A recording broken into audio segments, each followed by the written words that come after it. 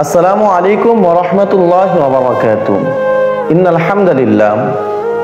সম্মানিত ভিউয়ার্স, এক ভাই প্রশ্ন করেছে, যারা কিস্তি তোলে তাদের সাথে কুরবানি করা যাবে কিনা, এবং যারা কিস্তি তোলে তাদের কুরবানি কবুল হবে কিনা। প্রশ্ন দুটি গুরুত্বপূর্ণ। আমাদের সমাজের, আমাদের আশেপাশের সবাই এরকম আছে যারা কিস্তি তোলে এবং কিস্তিকে সৌদি মনে করে না। এমন অসংখ্য ফ্যামিলি আছে, আর আমরা ওই ফ্যামিলির সাথে মিলে কুরবানি করতেছি। তো আমাদের কুরবানি কবুল হবে কিনা এটা জানা অত্যন্ত জরুরি, কারণ আমরা 5 জন 7 জন 3 জন মিলে কুরবানি করব। তো সেই কুরবানির ক্ষেত্রে দেখা যায় একজন কিস্তি তুলতেছে, এমন একজন শরিক যদি 7 শরিকের মধ্যে অংশগ্রহণ করে, তাহলে সেই 7 শরিকের কুরবানি কবুল হবে কিনা। 6 শরিক সবাই হালাল উপার্জন করে অংশগ্রহণ করেছে, শরিক হয়েছে, কুরবানি দিবে, কিন্তু এক শরিক যে কিস্তি তোলে। এখন বিষয় হচ্ছে, যারা কিস্তি তোলে তাদের কি সম্পূর্ণ টাকাই কি হারাম? না, অবশ্যই না। যে কিস্তির অংশ সেই টাকাগুলো হারাম। তাদের উপার্জন যদি হালাল হয় এবং হালাল উপার্জন দিয়ে যদি তারা কুরবানির 7 শরিকের সাথে অথবা 5 জনের সাথে যদি অংশগ্রহণ করে, তাহলে তাদের কুরবানি কবুল হয়ে যাবে। আর যদি বিষয়টা এমন হয় যে কিস্তি তোলে, পাশাপাশি সুদে টাকা আদান প্রদান করে, সুদ দেয় এবং সুদ নেয়, তাহলে তাদের সম্পূর্ণ টাকাই হারাম হবে, এবং তাদের সাথে কুরবানি যদি দেয় তাহলে হালাল যাদের টাকা তাদের কুরবানিও কবুল হবে না। কারণ আল্লাহ তাআলা বলেন, ক্বালা ইন্নামা ইয়াতাকাব্বালুল্লাহু মিনাল মুত্তাকিন। আল্লাহ তাআলা তো কেবল খোদাভীরু এবং পরহেজগারদের আমল, নেক আমল গ্রহণ করে থাকেন।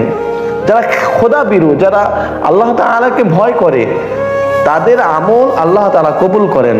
ক্বালা ইন্নামা ইয়াতাকাব্বালুল্লাহু মিনাল মুত্তাকিন। যে যারা আল্লাহকে ভয় করে তাদের আমলকে আল্লাহ তাআলা গ্রহণ করেন। তবে যারা সুদ তোলে অথবা সুদ খায় অথবা সুদ দেয়, তারা তো নিশ্চয়ই আল্লাহ তাআলাকে ভয় করে না, তাহলে তাদের আমল কিভাবে আল্লাহর নিকট পৌঁছাবে? আর আমরা সাধারণত জানি যে নষ্ট যদি কোনো জিনিস হয়ে যায় অথবা ভালো জিনিসের সাথে যদি নষ্টকে রাখা হয়, তাহলে ভালো জিনিসগুলো নষ্ট হয়ে যায়।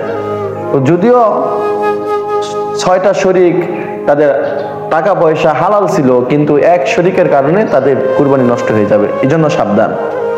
আমরা যারা কুরবানি করতেছি শরিকে মিলে, সবাই সবার অর্থগুলো আদান প্রদান কিভাবে করছে এগুলো আমাদের দেখা অত্যন্ত জরুরি। কারণ আল্লাহ তাআলা বলেন, লা ইয়ানালাল্লাহু লুহুমুহা ওয়ালা দিমাউহা ওয়ালাকিন ইয়ানালুহুত তাকওয়া মিনকুম। আমরা যে কুরবানি করতেছি, এই কুরবানির পশুর রক্ত, মাংস, গোশত আল্লাহ তাআলার নিকট পৌঁছায় না।